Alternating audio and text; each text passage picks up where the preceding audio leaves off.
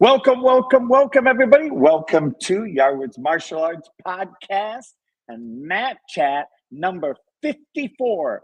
And we are at a completely radically new, different time.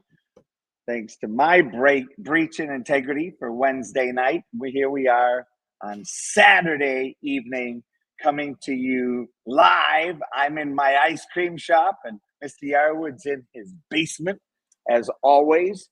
And tonight we're looking at why do kids need mentors who will tell them the truth.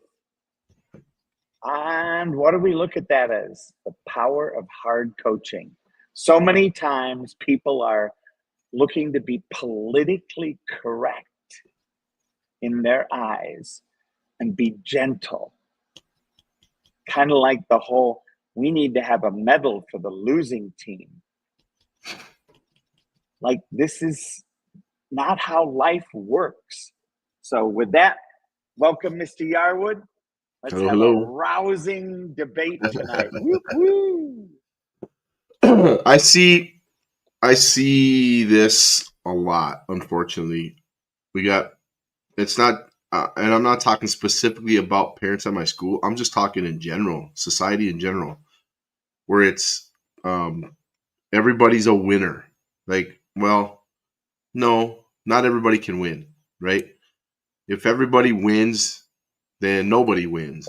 It's just like everybody gets a medal, everybody gets a trophy, everybody gets praise and blah, blah, blah, right? And unfortunately, while it might seem like it's the nice thing to be nice to the kids and all blah, it actually hurts them.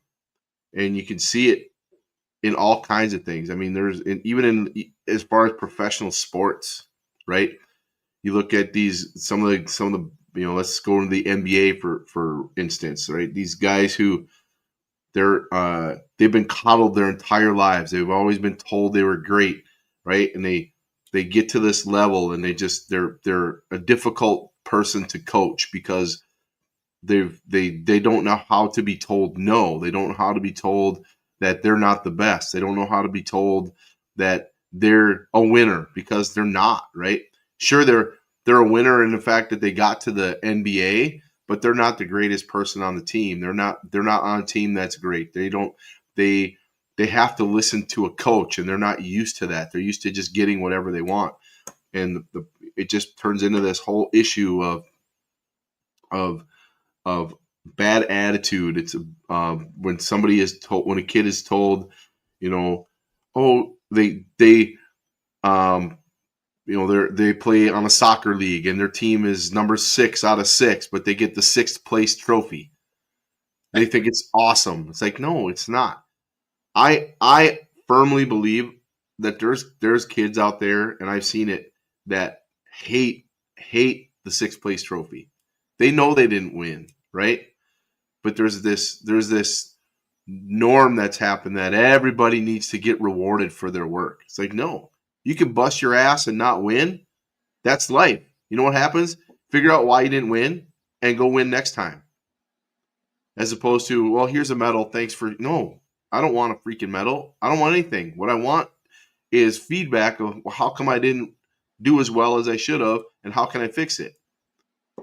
And it just turns into this problem because it's constant. Everything they do, right? In school, there's not... When I grew up, we had A's, B's, C's, and D's, and F's. You didn't pass. You failed. You suck. Fix it, right?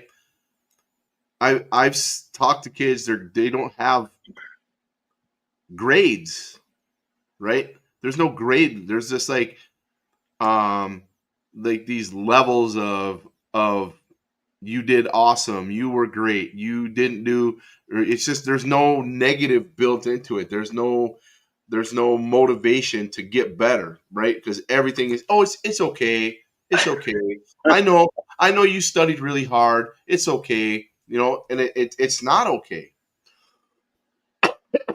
So it's something that I personally in my school I address. Right? I don't berate kids. I don't do any of that kind of stuff. But they understand that if you don't win, that's okay too. As a matter of fact, it's probably better because you're going to learn from it, right? Let's figure out why you didn't win. How can we fix it? What didn't you do that caused you not to win? So you give them this opportunity to grow within their loss, within their failure, as opposed to, no, you did a really good job. It's okay. You just keep doing what you're doing, right? Well, if you keep doing what they're doing, they're not going to get better. If you're nice to them all the time and you're always patting them on the back and saying good job, it's worthless to them. It doesn't help them at all. So I'm a huge advocate in telling the kids what they need to hear. Sometimes truth hurts, but that's what gets us to grow. Yeah. And I think that, when we think about this and look at the whole world, especially with helicopter parents, right, does this, what I call, oh, you're so great. You're so wonderful. Here, let's cheer You're for you. special. And yet, this is an opportunity, right, to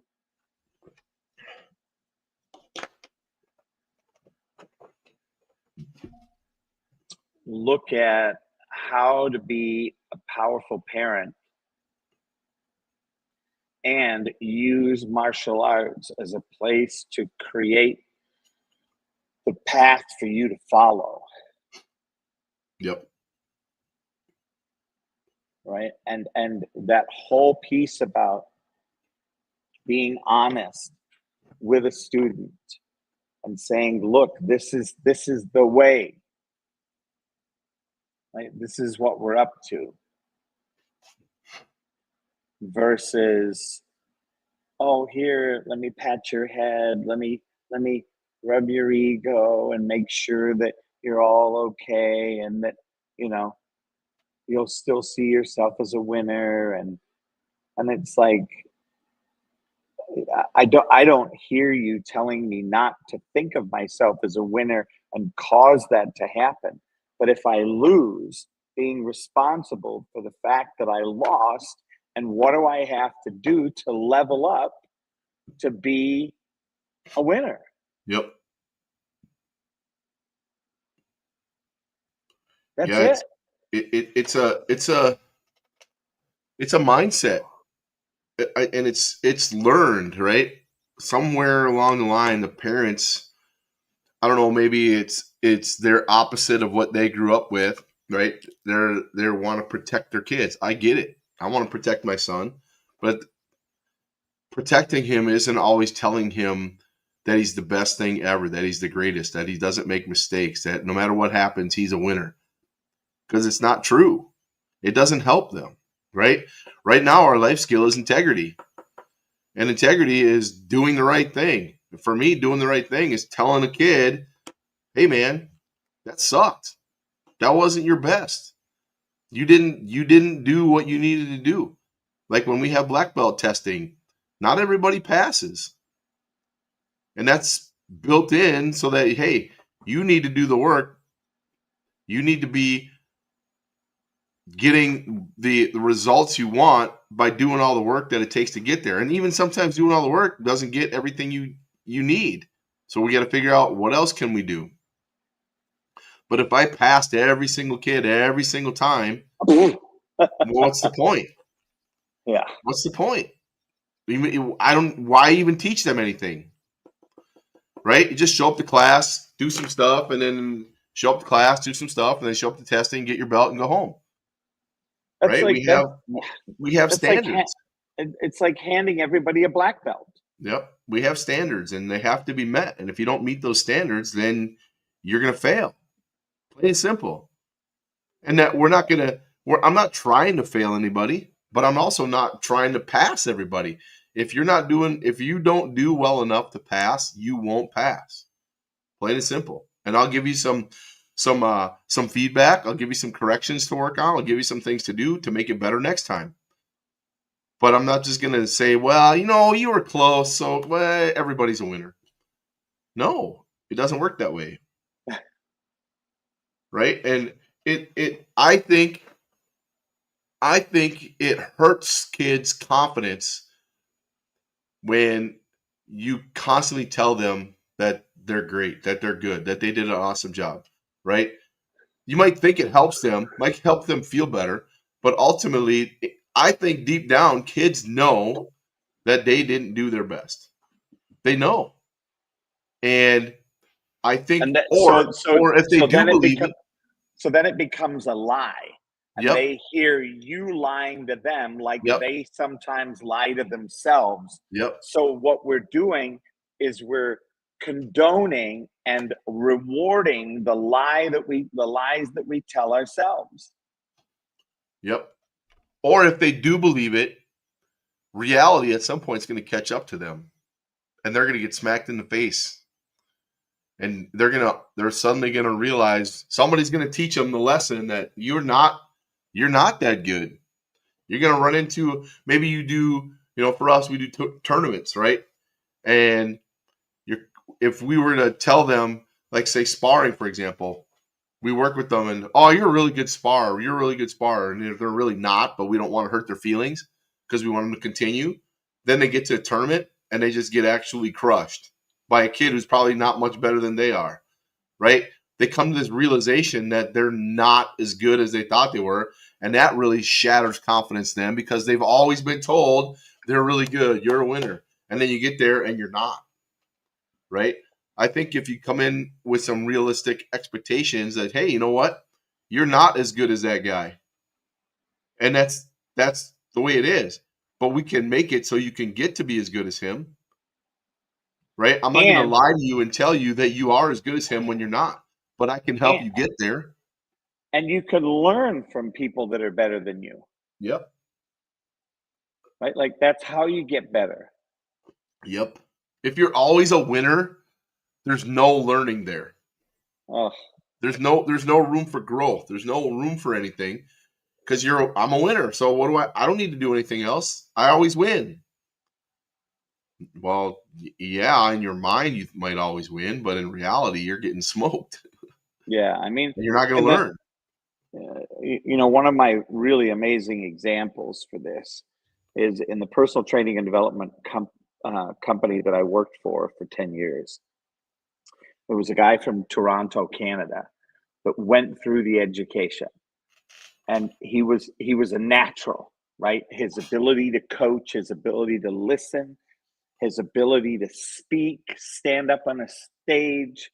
He was super charismatic, right? Like he was able to memorize, right? Like he could look at this sheet and stand up and give a lecture on it. Right? He was that person. And I remember seeing him do this, and I'm like, and I watched him go from being, an introductionary person to a leader, to a seminar leader, to looking at the landmark forum leader conversation. And I'm sitting there, and there was a tremendous amount of jealousy running through my head, right? I was very jealous about it. And I thought, how do I compete against that? I can't. And, I can be the best coach less that I can be and do the work my way and do the work and learn for me. I can't mimic him. I can't be another him. And what I saw was, and this is probably the hardest coaching I ever got, right? Was, hey, Coach Les, you're not as good as him. You don't know how to memorize. You can't stand up there and have everybody in the room magnetized to your every word. That doesn't mean you can't be a great leader. That doesn't mean you can't win and create your own path. It just means that path, that way, with those type of wins, that type of work is not going to work Yep. for you. Sometimes people need to hear the truth, because that's where the growth is going to lie, right? It's not being mean to them. I'm not going to go and say you suck, you're terrible, you're horrible, you're awful, right? But I'm also not going to say you're the best, you're the greatest, you're a winner. You don't need to do anymore. You got everything. It's not going to work, right? So you got to harsh. There's a difference between being harsh and being helpful. Because if I'm going to tell you that, hey, you know what, you got a lot of work to do. You're not where you need to be. You're not doing the things you need to do. You're not going to win doing what you're doing right now. So we got to get some stuff done, right? And you got to be tough.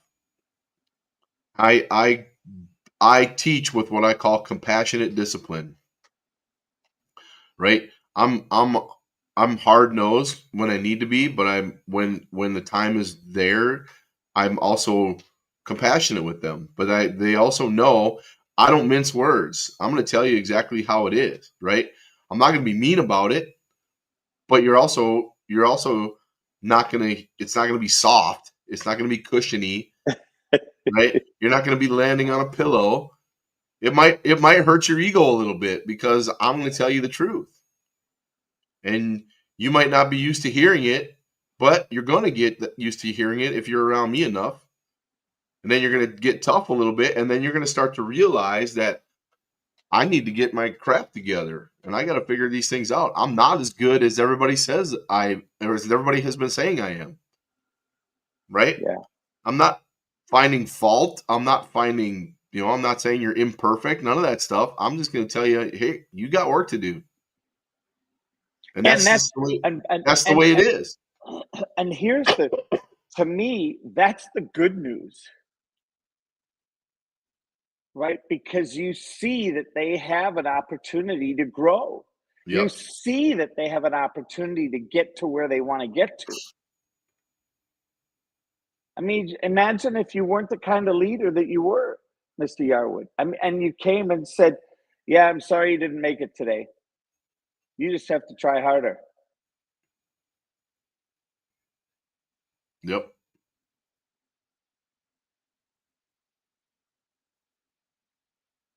I look at it from the standpoint, it's like, I want all of my students to succeed. I want them all to be quote unquote winners, right?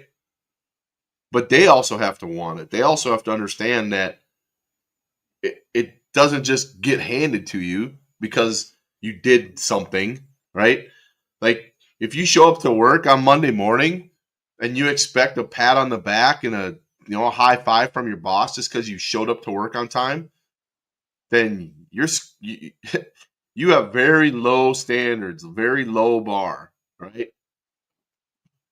If you show up to taekwondo class and go through the motions, and then when it comes belt testing time, you expect to get a belt, and I tell you, sorry, you're not ready to test. Well, who's that? Is that me or is that you? Right? If you're not doing the things you need to do, I'm not going to coddle you through. I'm not going to make it easier for you because, it's a standards thing. And these are the standards I set, and you need to meet them. And it's not about being mean. It's not about being, like, it's something that everybody needs to go through. Right. And obviously, there's people are at different levels, different talent levels, different capabilities, all that stuff. And, those are the things we work through. But I have the expectation of doing the work and getting to the next level is still there for you. And it's, for like my son, his standard is different than like an 8-year-old kid who just started. Right. But comparison wise, those standards are still high. That kid has to get to those standards that I set for him in order for him to succeed. And if he's not reaching them, I'm not going to say, well, you were close enough. No, right? If your goal is to get 15 points and you get 14, I'm going to say, hey, you got 14 points. That's awesome. But guess what? You didn't get 15. You got work to do. You didn't win. You weren't close enough. Close enough means you got 15. It's not 14. And you can say, hey, nice job at getting, 14 points Here's out all of the 15. good things you did, but here's why you didn't get 15. Let's figure that out. Yeah. Yeah. It's a very interesting time that we live in. And I think, COVID did not help our society at all. Yeah. And when we look at this,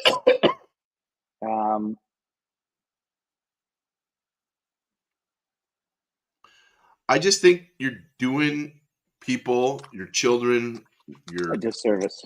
employer, a disservice by not telling them the truth. Because it doesn't help anybody, right? If I'm telling you you're great and awesome and you're a winner, I'm not having the integrity. I'm not being honest, right? And for you, I'm tearing down your confidence. I'm tearing down you because I'm not giving you the things you need, which is harsh reality.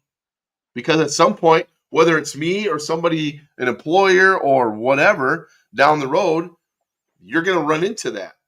And how are you going to handle it if you've never dealt with it before? If you've always been told you're a winner, they let you skate by, you're good enough, right? No, it's not going to work. And life is going to smack you in the face, and you're going to go, what happened? Well, everybody failed you along the way. Everybody who was what you considered a mentor didn't help you by telling you you're great and you're fine and you'll do okay and just keep going. We'll lower the standards a little bit so you can pass. No, it doesn't help anybody. As a matter of fact, it waters down everybody else. So it becomes an issue across the board.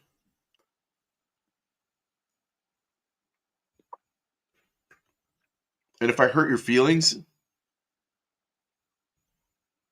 yeah, whatever. It's going to happen, right? You choose to have your feelings hurt because of how you're listening to what I'm telling you. If you think I'm being mean to you, if you think I'm being cruel to you, then you are the person that we're talking to that needs that hard mentorship. Because if I say something that you don't like and you storm off or you have a temper tantrum or you cry or whatever, then you need me more than you realize.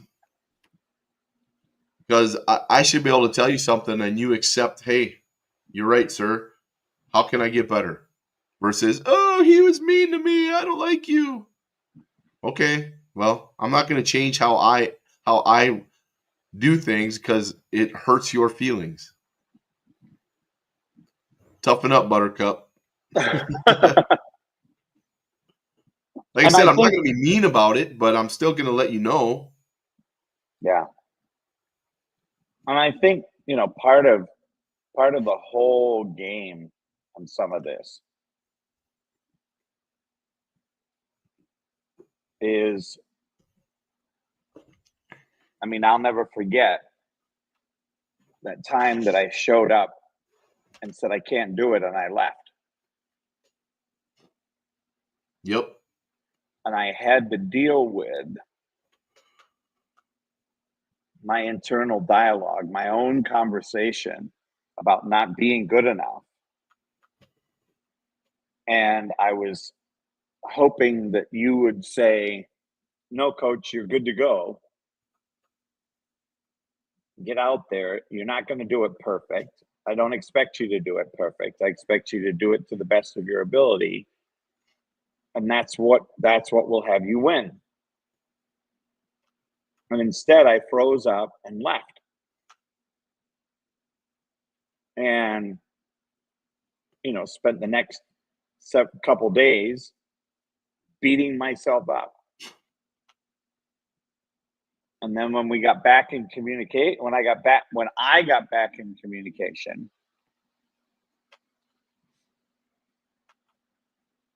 the thing that showed up for me was, my goodness,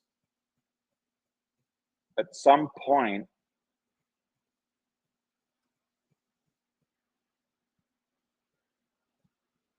I have to trust that you'll tell me the truth and you won't let me fail just to have a good laugh.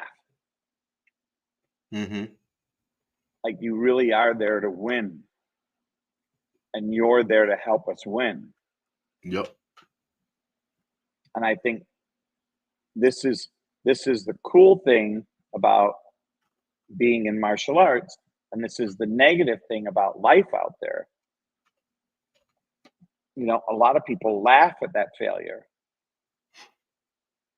and then never complete the loop, never have a Yep. conversation about what's possible, why, never acknowledge people. Yep. You know, and teachers the day before a test say, look, you guys, you've all done really well up to this point.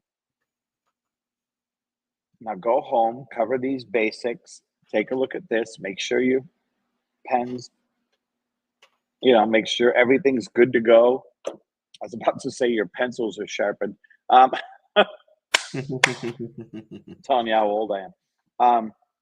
But making sure, everything's charged up, everything's ready to roll. Yep. And then trusting the process. And if you can't trust the process, then you're in the wrong place.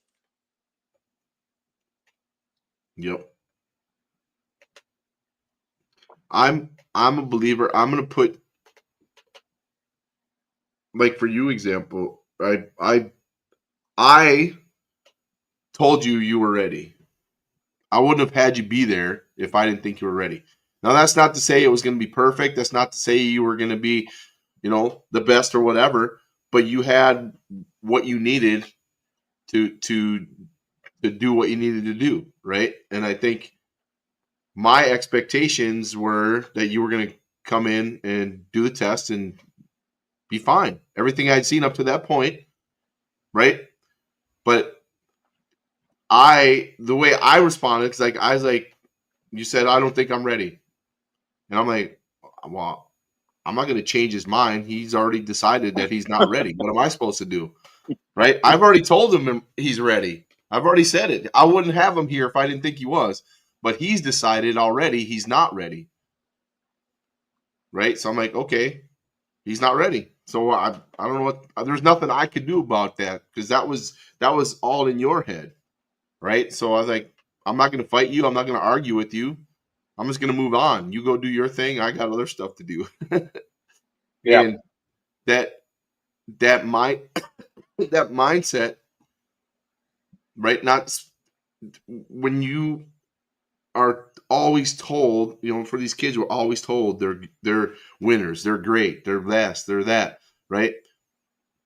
I think the first time that they actually encounter somebody like me who's going to tell it straight to them, they get really mad, they get upset, they want to quit, because they don't know how to handle being told that they're not a winner, that they're not as great as everybody says they are. They can be, they have the capability to be, but right now they're not. And I think some kids just, they don't like it. They shut down. They cry. They tell mom and dad, he's mean, or I can't do it. Right? They have this own internal thing that I can't do it. Mr. Yarwood said I suck or whatever. It's like, even though I didn't, but in their head, that's what they hear. Right? And it creates barriers for these kids that really don't know how to deal with the reality of they're not as good as everybody has always told them they are. And it's unfortunate, because those are the kids who probably need it the most. Because they're always gonna run from adversity, run from barriers, run from issues, right? As opposed to meeting them head on and figuring out how can they get better. What can I do so I can be what everybody says I am?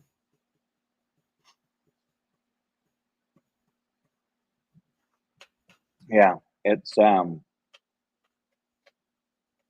I appreciate your firmness. I appreciate the level to which you're committed to going toe to toe against us and our stories.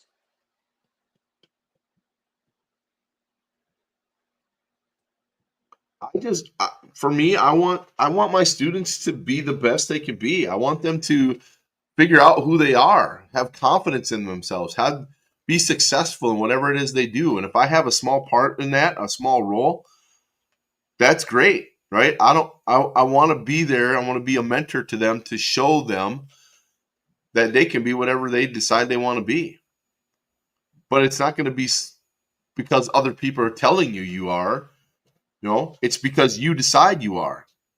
And if you allow others to have that, where you just listen to everything everybody says, don't ever question whatever it is, you just go along to get along, you're not going to do well, right? Sometimes you need that counter voice that tells you, you know what, you're not as good as everybody says you are, but you can be. You just got to figure that out. Yeah, it's a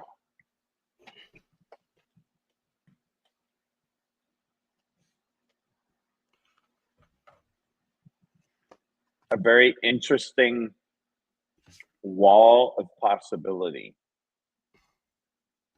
when you're in the position you're in So and we have moving I got a forward. quick story that kind of Yep. illustrates this. We have a kid.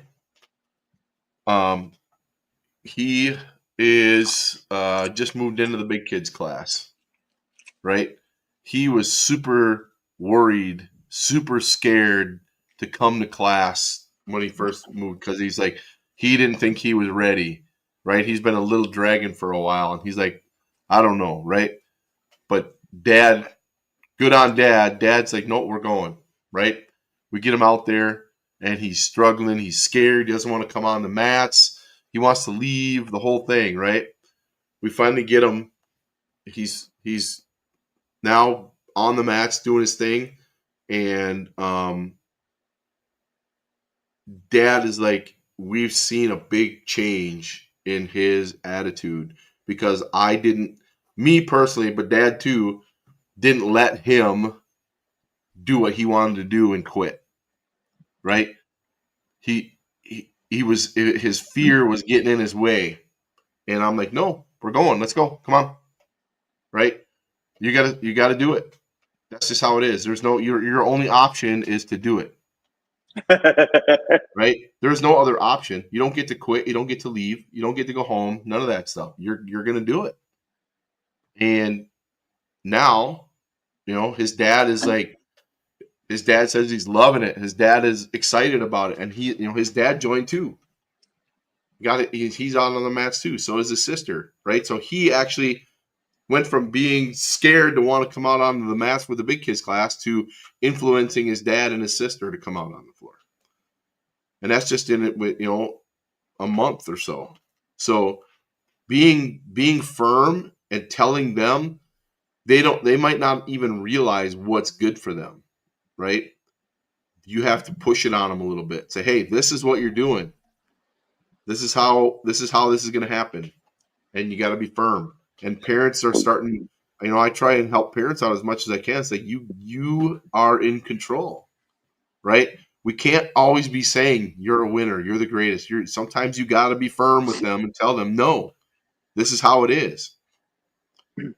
And I think Now, parents. I want um, I just noticed the time, Mr. Yarwood. That's why I'm interrupting.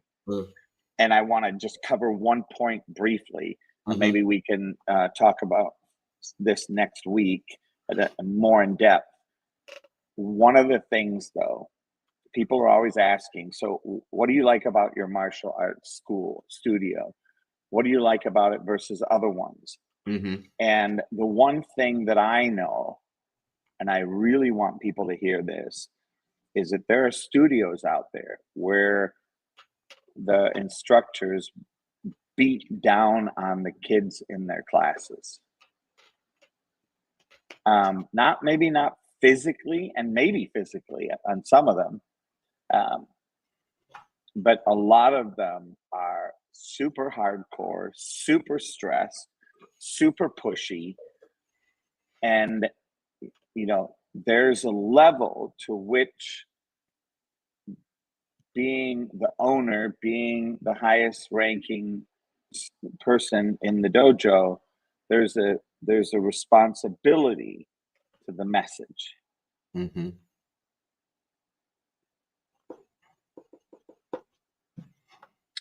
So with that, I just wanted to put that out there because that is so antithetical to who you are and what you're up to, and it doesn't make you soft. You can ask any of my students if I'm soft. They will not say yes. But Right. at the same time, they also, I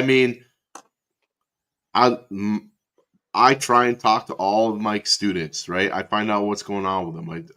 I show compassion and care to them to understand that I'm not just the guy who makes them do things, right? I'm also the guy who cares about them and wants to know how they're doing and wants to help them if they need help and be playful with them and know that I'm just a regular guy too.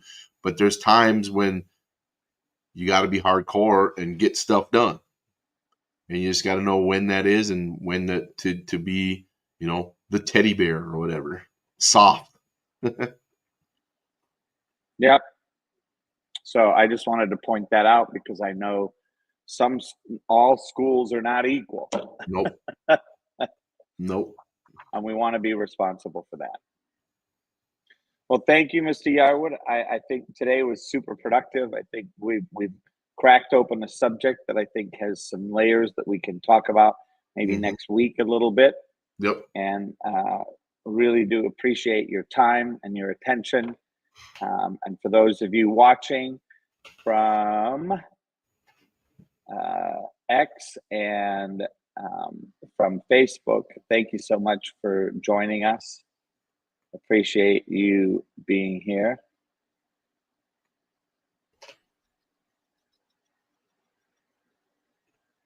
Thank you so much. And with that, I'm going to play our little outro.